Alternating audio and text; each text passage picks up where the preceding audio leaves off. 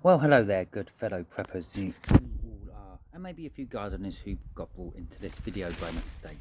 Right, today I am going to do some mid-August planting out, hopefully just get a few little crops done before the winter or autumn sets in and the first frosts come. Okay, what I've done is I have a flower bed or a raised bed. It's just a little one. Here we are. Yeah, it's not that big, not that impressive.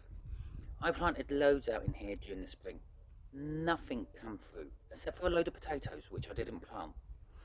Okay, so I pulled out the potatoes a little bit early. They hadn't flowered, but I will show you my results of the potatoes. So I let the potatoes just grow as you do. It's like, okay, there's something in there. It's better than nothing. And there is what I got. That's a random crop, a surprise crop, if you will. I didn't actually plan them or plant them. I didn't feed them or anything like that. That's just all naturally grown. Okay, so now we are going to put in, well, some other stuff. What we have got today is we're going to go for some radishes. Okay, these are all old seeds I found in my collection. We're going to go for some more radishes. These ones are white ones. I'm going to try some spring onions.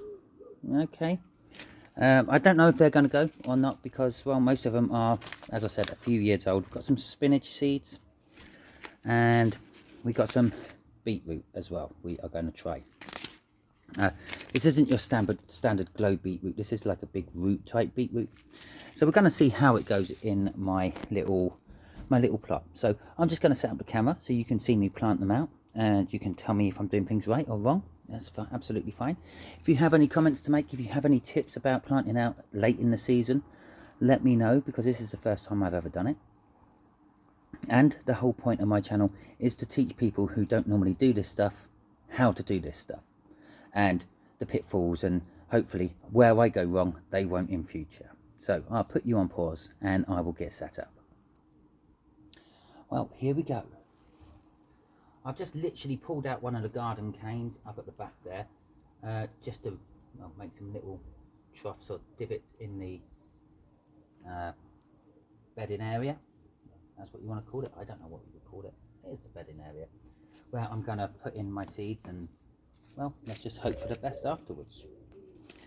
I know this is going to be a little bit boring. Maybe I might speed this one up. Maybe I won't. I don't know. If I speed it up, you won't be able to see where I go wrong. So we'll get some seeds out. We'll just sprinkle them in. I don't often read the backs of the packets. I suppose I should. I just normally put a couple of seeds in each spot, maybe a couple of inches, a few inches apart, depending on how big I think these things are going to be. Then I'll weed out the weaker looking ones afterwards. Okay, so that's my first row. It has to be my second row. There you go. Lovely. Okay.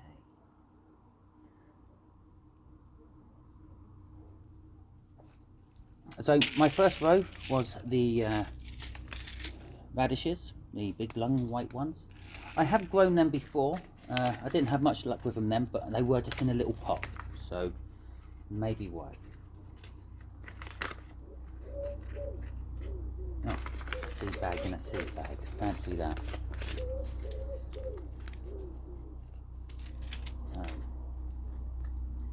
These are my these are the Chinese radishes. I'm not even going to try to pronounce the other name of them. The seeds look exactly the same as the other little radishes. It always helps if you put labels out when you are doing this on your gardening. I'm just going to draw a little diagram when I get in, so I know what I've put where, basically.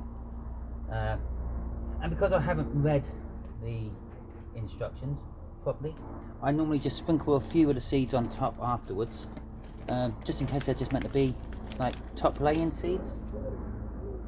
Spring onions was going to be next, wasn't it? Okay, so another row just there. That's in my centre bit. Should give me 2 more rows. For those of you who are observant and you are gardeners, or you know your plants, yes, I have got a little sycamore growing just there. I might give that a year or 2 growing there, and then maybe take it out and pot it into something bigger. Just for the simple fact that I don't like wasting things. who knows, one day in the future that might save someone's life. Get chopped down, turned into something, and save their life. And if I pulled it out now, it would never have the chance to do that, would it? So onion seeds going in.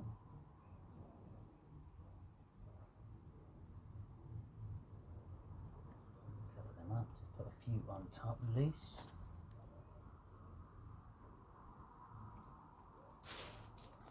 Okay.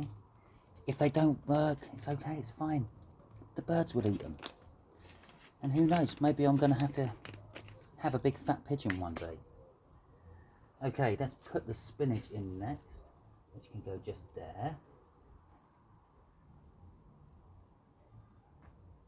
I suppose actually, I don't actually have to write out a little list or diagram of where I planted what. All I have to do is look back at my video. So, yeah, something I suppose. And remember, the reason I'm doing this is so I can learn to grow in the future.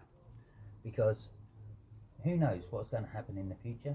There might be civil unrest, there could be earthquakes, there could be volcanic eruptions in your area, and perhaps you're going to be disconnected from society, or maybe even society will just totally collapse. And you might have to learn how to grow your own food because, well, the supermarkets aren't there anymore. So, last one is going to be our long-rooted beetroot. Okay. I'll put some of that in. Okay, the way I'm breathing heavy, maybe I should go and do some fitness exercises. There you go. Drop that in the comment if you think I need to go to the gym.